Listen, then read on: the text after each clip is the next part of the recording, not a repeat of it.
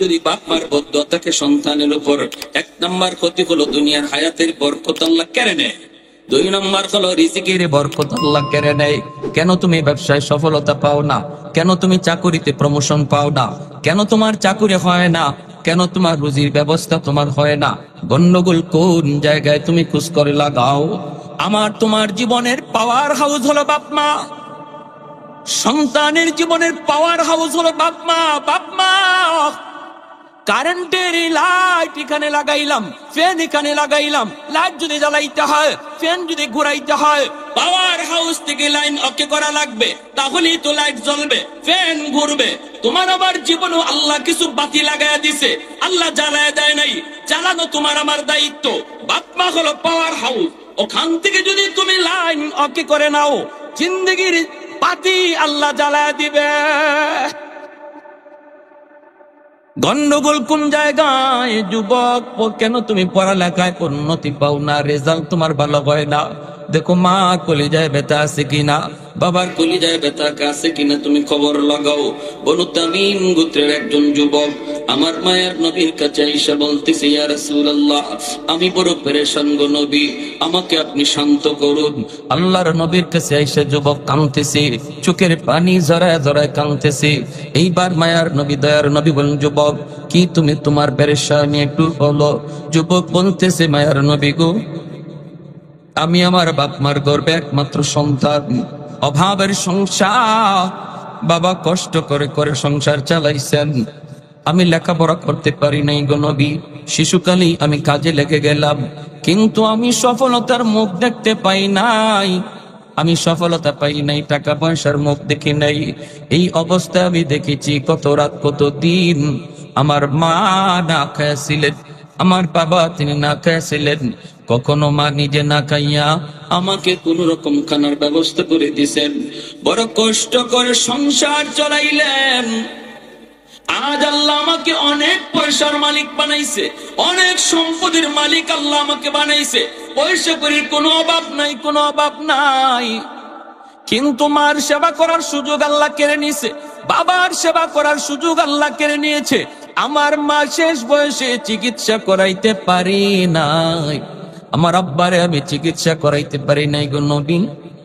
আমার আব্বা আম্মা দুজন আজকে কবরে চলে গেছে, পয়সার কোনো অভাব আমার নাই, কিন্তু বাপ মার সেবা করার সুযোগ নাই, বাপ মার সেবা করার সুযোগ নাই, তারা তো কবরে। ওগো নবীজি, আমি এখন পয়সা দিয়ে কি করব? রাতের বেলা ঘুমাইতে গেলে ঘুম ধরে না, পয়সা করে হাতে নিয়ে আমি চোখের পানি ধরায় কান্দি, হায় রে পয়সা তুই ধরা দিলে ঠিক, কিন্তু সময় মতো আসলি না। ওগো নবীজি, আমি জানতে চাই আমার আব্বা আম্মা যদিও কবরে, তবুও কি তাদের সেবা করার কোন সুযোগ আছে কিনা?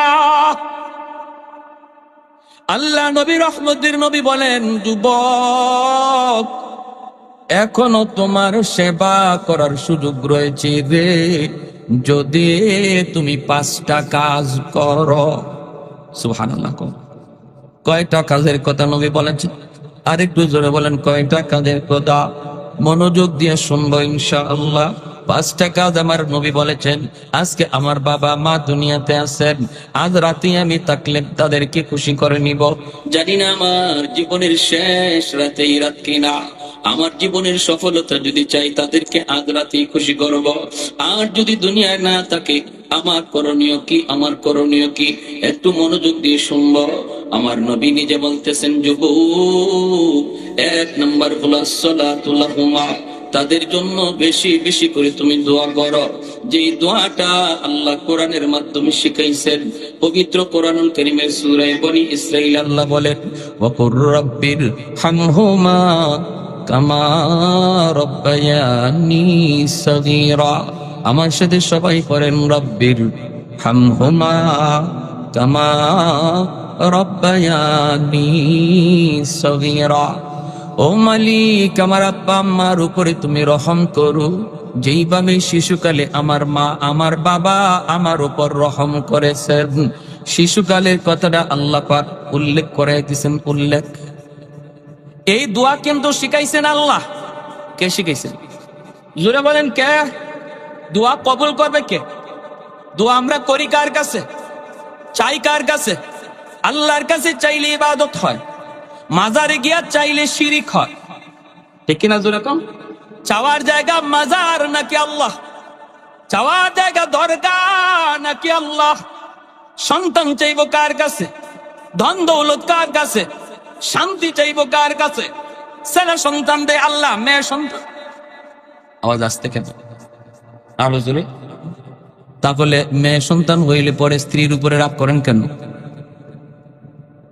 হ্যাঁ, কেউ রাগও করে, কেউ বাপের বাড়ি পাঠায় দেয়, আবার কেউ তালাক দিতেও দেরি করে না। এমন ঘটনাও ঘটেনি না ঘটে না?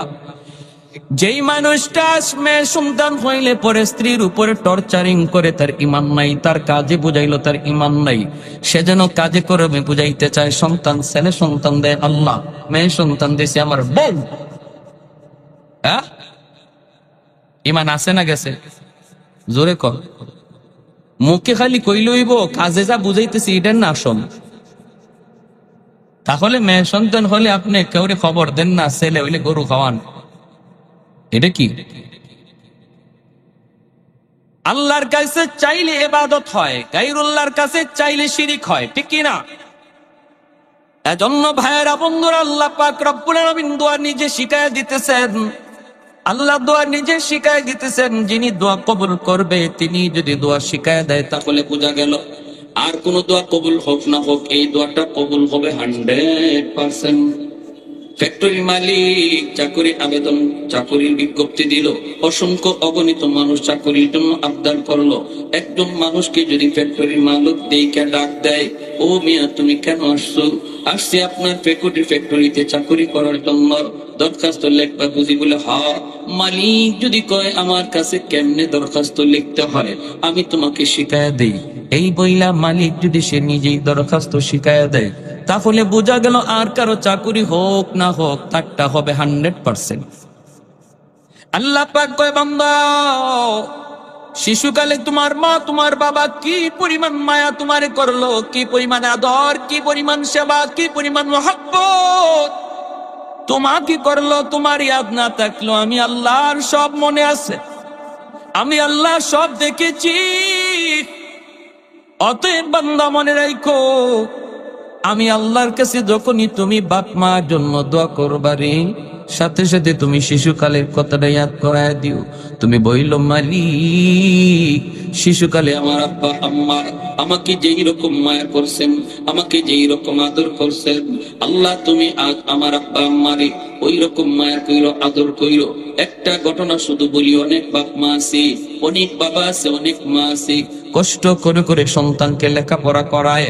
অনেক বাবা আছে যেই বাবা কাজ করে কয়া, দিন মজুরি কাজ করে করে সন্তানদের লেখাপড়া করায়, কিন্তু এই সন্তান বড় হওয়ার পর বড় অফিসার হইয়া বাপ মা ভুলে যায়। নোয়াখালী আসেনি না ভাই?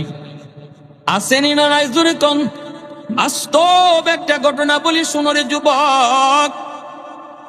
কুমিল্লা শহরের একটা বাস্তব ঘটনা, বিশ্ব মা দিবস পত্রিকার মধ্যে অনেক সময় অনেক মানুষ তার জীবনের ব্যক্তিগত ইতিহাস লিখে। যুবক তার জীবনের কথা লিখতে যেয়ে বলল, কুমিল্লা শহরের পাশে একটা গ্রামে আমার জন্ম।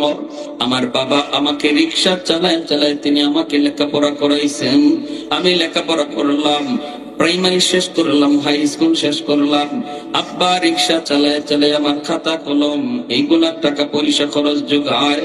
সংসারী একমাত্র আমি তাদের সন্তান। আমি হাই স্কুলে গেলাম, ভার্সিটিতে পড়লাম, ঢাকা ইউনিভার্সিটিতে ঢুকলাম, সেখানেও লেখাপড়া করে ভালো রেজাল্ট করলাম, ভালো অফিসের চাকরি হলো, হেড অফিসার হয়ে গেল। ওই যুবক সুন্দরী একটা বউ বিয়ে করলো। বউটা ছিল এমন অনেক ধনী ফ্যামিলির, এর জন্য গ্রামে আসতে রাজি না, বাপ মারে কুলায়া দিল। অনেক সময় অনেক স্ত্রী এরকম ভাবে স্বামীর নিয়া এমন ভাবে কবজা করে ফেলে, গ্রামের সেই গরিব বাপ মার কথাটা পর্যন্ত অনেক কুলাঙ্গার সন্তান ভুলে যায়। এমন ভোলা বলছে, মার কোথায় হাত নাই, বাবার কোথায় হাত নাই। ঈদের চান বাড়িতে আসে না, যেন তার গ্রাম বলতে কিছু নাই। বছর কি বছর চলে যায়, কিন্তু মনে রাখবা যুবক, সন্তান বাপ মাকে বললো, বাপ মা কোনদিন সন্তানকে ভুলতে পারে না। মা সন্তানের জন্য কান্না করে, স্বামীকে বলে, স্বামীকে একটা বার তুমি যে আমার সন্তানকে দেখে আসো, আমি মার সইতে পারি না। তার রিক্সাওয়ালা বাবা সন্তানের ঠিকানা লইয়া ঢাকা শহরে আইসা হাজির হইয়া তার অফিসের সামনে যায় দাঁড়ায়। দারোয়ান তার আটকায় দিল। দারোয়ান কই, চাচা কোথায় যাবেন? কৌমুকের কাছে। দারোয়ান কই, তিনি তো আমার অফিসের হেড স্যার, স্যারের সাথে দেখা করা যায় না, পারমিশন নিতে হয়, অনুমতি নিতে হয়, আপনি এখানে একটু দাঁড়ান, আমি যাই স্যারের পারমিশন নিয়ে আসি। এই বইলা দারোয়ান চলে গেল স্যারের কাছে, যা বলতেছে, স্যার একজন বৃদ্ধ মানুষ, গরিব মানুষ আপনার সাথে দেখা করতে এসেছে, আমি তো ঢুকতে দেই নাই, তারে আটকায় দিছি, গেইটের মধ্যেই তার আটকায় দিছি, আপনার পারমিশনের প্রয়োজন। এই কথা বলতেই স্যার সিসি ক্যামেরার মাধ্যমে চাইলো। সিসি ক্যামেরার দিকে তাকায় দেখে ওই গরিব মানুষটা আর কেউ না, এই গরিব মানুষটা হলো তার রিক্সাওয়ালা বাবা। কিন্তু দিল নরম হয় না, দিল নরম হয় না। কেমন করে নরম হবে? যে মানুষটা বেশি বেশি গুনাহ করে তার দিল শক্ত হয়ে যায়। গুনার কারণে দিল শক্ত হয়, চোখ দিয়া পানি আসে না, মুনাজাতে পানি আসে না, কবরের কথা শুনলে পানি আসে না, মৌতের কথায় তার পানি আসে না, জাহান্নামের আযাবের কথা শুনলে পানি আসে না। কেন? এর আলামত ভালো না। এই আলামতটা হলো তার কলিজা শক্ত হয়ে গেছে, গুনার কারণে তার কলিজা শক্ত। এজন্য বাবাকে দেখার পরও সে তার কলিজা নরম হয় না, নরম হয় না। তখন ওই দারোয়ান রে ডাক দেয়া কইরি, সুদ নে, আমি তোরে 500 টাকা দিলাম, যা যায় বলবি আমার স্যার খুব ব্যস্ত মানুষ, দেখা করা যাবে না, আপনারে 500 টাকা দিছে, আপনি নিয়ে যান। দারোয়ান 500 টাকা নিয়ে চাচার কাছে চলে আসলো। আইসেই বলতেছে, চাচা যা, আমার স্যার খুব ব্যস্ত মানুষ, দেখা করা যায় না, আপনাকে 500 টাকা দিছে, আপনি নিয়ে চলে যান।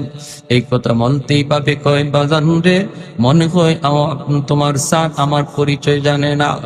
বাবা তুমি যা বলো, আমি ভিক্ষুক না, আমি ভিখারি না, আমি সাহায্য নিতে আসি নাই, আমি আসছি আমার সন্তানের চেহারা এক নজর দেখার জন্য। তার মা অসুস্থ, আমাকে পাঠাইছে এক নজর চেহারাটা দেখার জন্য। দারোয়ান অবাক হয়ে গেল। দারোয়ান কই, চাচা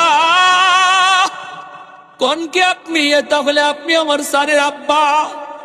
বলে, হ বাবা, আমি তোমার স্যারের বাবা। যে একটু পরিচয় দাও। এমনি দারোয়ান আরো হাউ মাউ করে কান্না শুরু করলো। দারোয়ান কই, চাচা যান, আমার স্যার আপনার সিসি ক্যামেরায় দেখছে এবং চিনছে, আপনারে শুধু ভিখারি যাই না 500 টাকা দেয় নাই, আপনারে চিন্না 500 টাকা পাঠাইছে।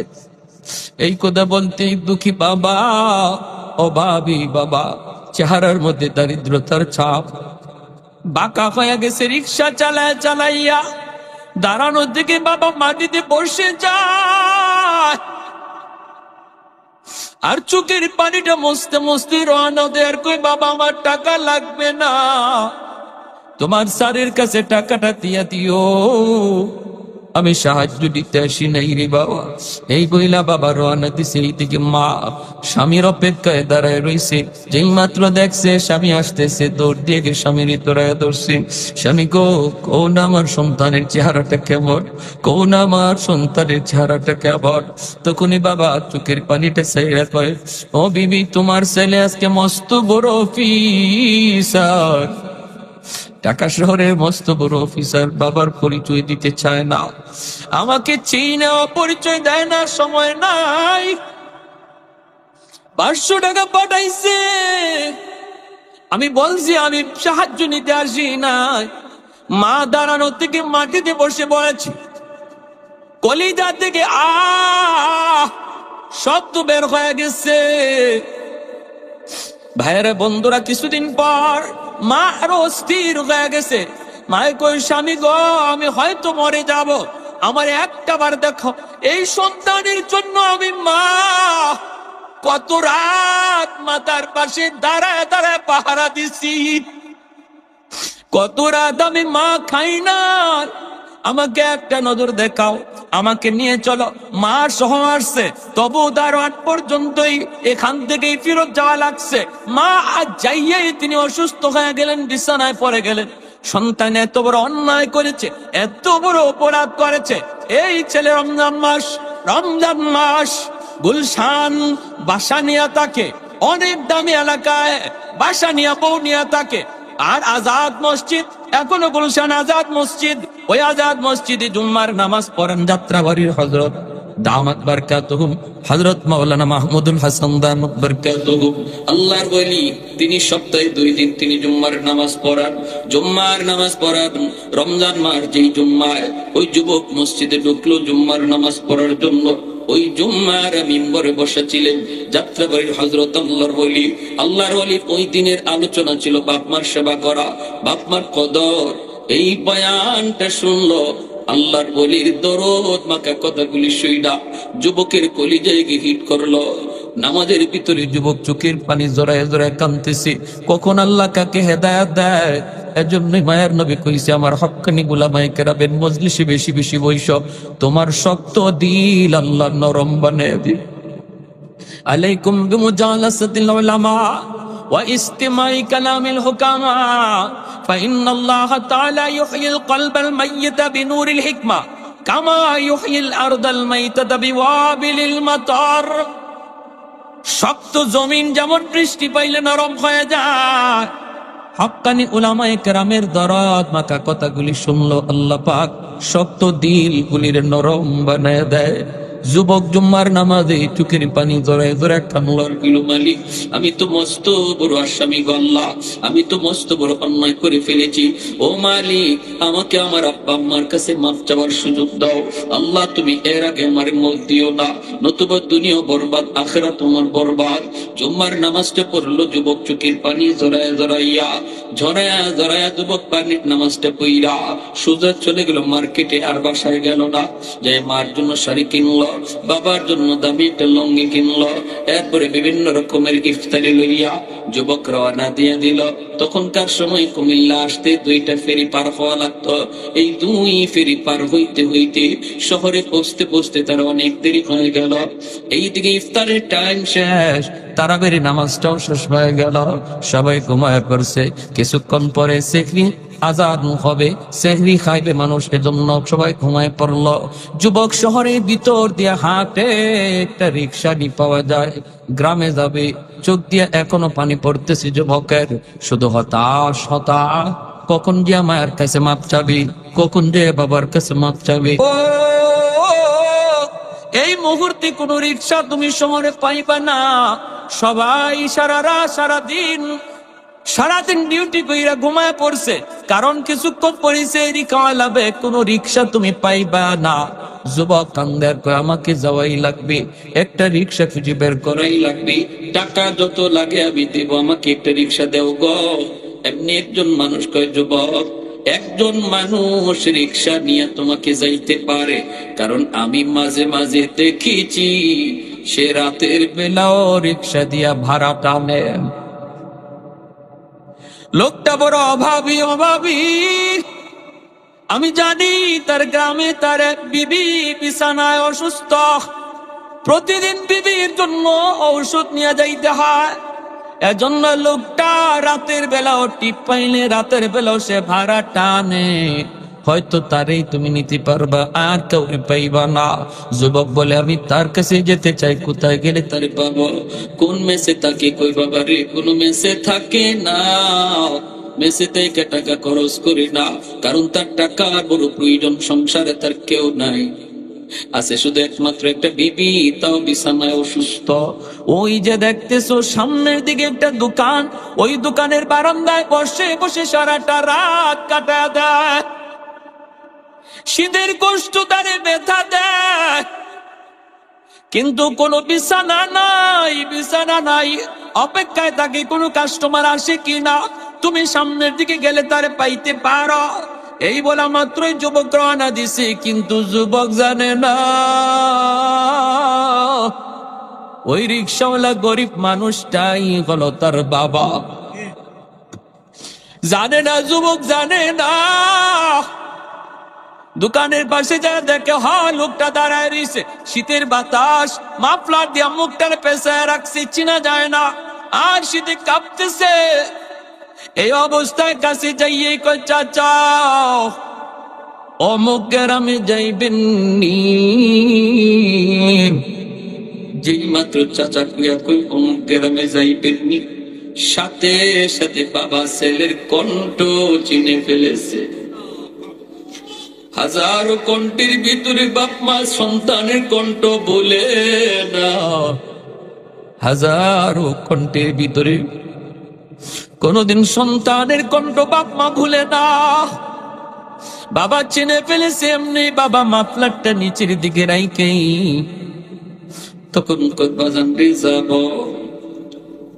ছেলে কই, ভাড়া কত দেওয়া লাগবে একটু কর। তখন বাবার মাথাটা নিচের দিকে দিয়ে কই, বাবা জীবনে কত ভাড়াই তো মানুষের কাছ থেকে নিলাম রে, আজ আমি তোমার কাছ থেকে ভাড়া নিব না। ছেলে কয়, না আমি আপনাকে দ্বিগুণ ভাড়া দেব, দ্বিগুণ। বাবা কই, তুমি রিক্সায় বসো বাবা, বসা।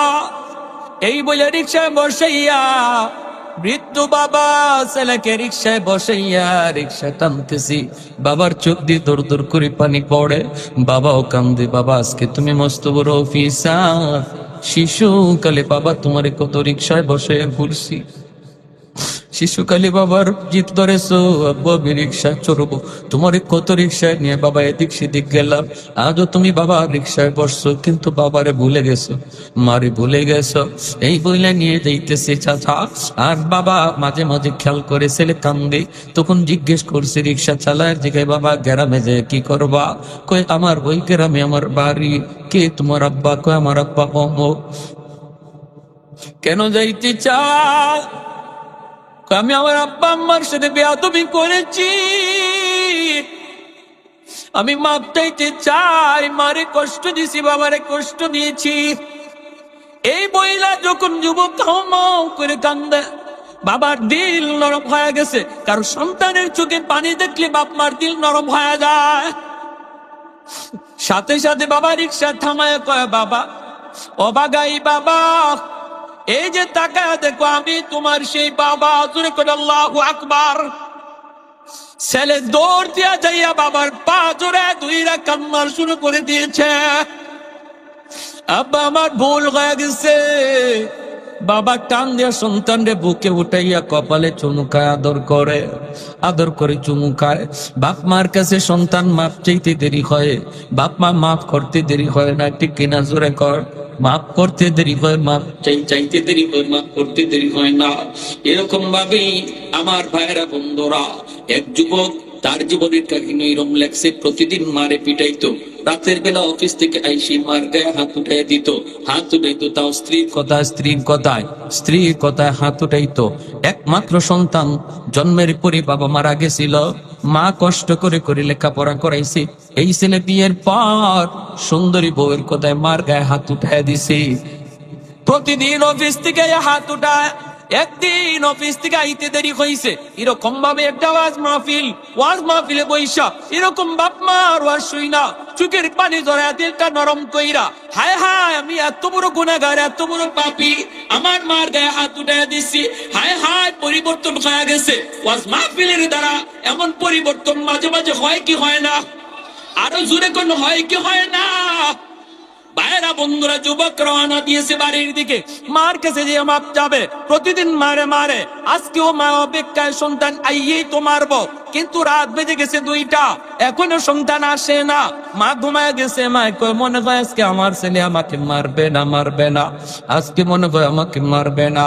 ভাইরা বন্ধুরা, দরজার পাশে গেল, বেবির কাছে আগে গেল না। 2টা বাজে যাইয়া চোখের পানি জড়াইয়া মার কাছে মাপ চাওয়ার নিয়তে দরজার পাশে যায় মারে ডাক দিছে মা। এমনি মা ছিল তাহাজ্জুদের নামাজ পড়ায়, মার কলিজাটা কাইপা উঠছে। যখনই দরজার পাশে যায় কইছে মা তুমি দরজা খোলো, মার কলিজাটা খাইপা উঠছি। মা তখন কয় হায় রে, ভাবছিলাম আজকে বুঝি আর মাইর খাইবো না, ভাবছিলাম আজকে আমার মারবে না, কিন্তু সন্তান মায়ের কথা ভুলে নাই। 2টা বাজে আইছে মাকে মারার জন্য। এমনি মা চিৎকার দেয়া কয় বাবা আজকে আমি তোমার মা তোমার বউয়ের সাথে কোনো ঝগড়া করি নাই, আজকে বিশ্বাস কর বাবা আমি কোনো কথাই কই নাই, মারে তুই আজকে মারিস না বাবা, গতকালকের মাইরে এখনো পিঠে দাগ আছে। ছেলে কই মা গো তুমি দরজা খোলো, আমি মারতে আসি নাই গো মা।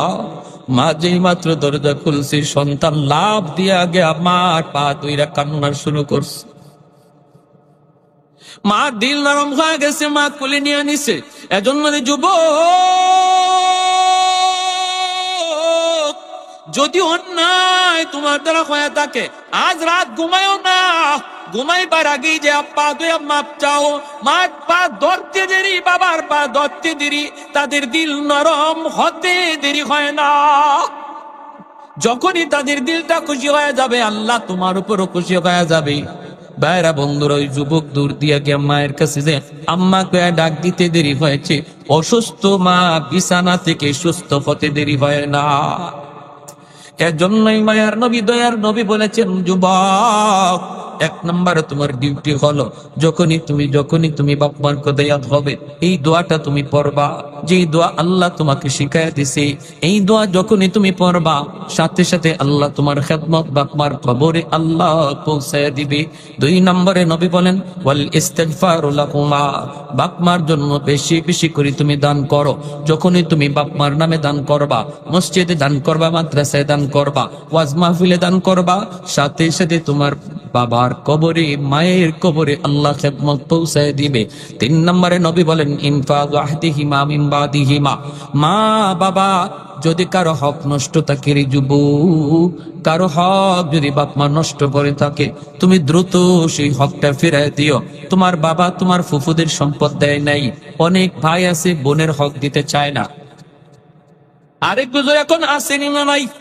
এ কত বড় জালিম, কত বড় জালিম! কোন কিছুই কবরের আযাব, কবরে আগুন নিবাইতে পারবে না। যদি কোনো বাবা মেয়ের ঠকাও, মনে রাখো তোমার জীবনের নামাজ, তোমার জীবনের হল, তোমার জীবনের দান সদকা কোনো কিছুই তোমাকে আগুন থেকে বাঁচাইতে পারবে না। যদি মেয়েদেরকে ঠগাও, সম্পদের ভিতরে আল্লাহ কর্তৃক নির্ধারিত হক দেওয়া আসেনি না নাই। তুমি যদি বুঝো তোমার বাবা তোমার ফুফুদের হক নষ্ট করেছে অথবা তোমার চাচার হক নষ্ট করেছে, দ্রুত ফুফুকে তুমি ডাকো, ফুফাতো ভাই বোনকে ডাকো, ডাইকা তাদের হক তুমি বুঝায় দাও। যখনই তাদের হক তুমি বুঝায় দিবা, যখনই তোমার বাবার কাছে কেউ পাইতো পাওনা তুমি পরিশোধ করবা, সাথে সাথে আল্লাহ বাবার কবরে তোমার খেদমত পৌঁছায় দিবে। 4 নম্বর সিলাতুর রাহমিল্লাতি লা তুসালু ইল্লা বিহিমা। 4 নম্বরে নবী বলেন তোমার বাবা মার আত্মীয় স্বজন যারা আছে, হাদিস থেকে বলছি, 5টা আমল ইয়াদ রাখবেন। নবী বলেন 4 নম্বর তোমার মা বাবার যারা আত্মীয় স্বজন, রক্তের যারা মানুষ, বাবার রক্তের মানুষ হলো দাদা, বাবার রক্তের মানুষ হলো দাদি, বাবার রক্তের মানুষ হলো চাচা, বাবার রক্তের মানুষ হলো চাচি, বাবার রক্তের মানুষ হলো ফুফু, বাবার রক্তের মানুষ হলো ফুফা, বাবার রক্তের মানুষ হলো চাচাতো ভাই বোন, ফুফাতো ভাই বোন। ওদের সাথে তুমি খবর সবর ভালো রাখবা, সম্পর্ক তুমি ভালো রাখবা, তাদের সাহায্য করবা, তাদের পাশে তুমি থাকবা। যখনই তুমি বাবার রক্তের মানুষগুলির খবর তুমি নিবাও, আল্লাহর নবী বলেন সাথে সাথে তোমার বাবার কবরে আল্লাহ পাক তোমার খেদমত পৌঁছায় দিবে। মা নাই কিন্তু মার রক্তের মানুষ আছে, মার রক্তের মানুষ হলো বাবা, মার রক্তের মানুষ হলো খালা। মামার খবর নেও, নানার খবর নেও, খালার খবর নেও। যখনই তুমি খালাকে একটা ফোন দিয়ে কইবা খালা গো তুমি কেমন আছো, ও খালা তুমি ভালো আছো নি, মামা তুমি ভালো আছো নি। নবীর হাদিস যেন তুমি মার কবরে ফোন লাগাইছো। সুবহানাল্লাহ। যেন তুমি মায়ের কবরে ফোন লাগাইছো, খালারে ফোন দেও নাই, যেন মার কবরে ফোন লাগাইছো, মার কোথায় তুমি জিজ্ঞেস করতেছো। আল্লাহ নবী কয় তোমার খেদমত মার কবরে আল্লাহ পৌঁছায় দিবে। 5 নম্বরে ইকরামু সাদিকিহিমা মিন বাদিহিমা, বাবা মার যারা বন্ধু বান্ধব, দুনিয়াতে বাবা যাদের সাথে চলতো, আজ তোমার বাবা দুনিয়ায় নাই, কিন্তু বাবার বন্ধু বান্ধব আছে। বাবা যাদের সাথে চলতো ওই মানুষগুলি আছে, ওদেরকে পাইলে পরে বাবার মতো শ্রদ্ধা কইর। বাবার কোনো বন্ধুকে পাইলে, বাবার বয়সের কোনো মানুষ পাইলে বাবার মতো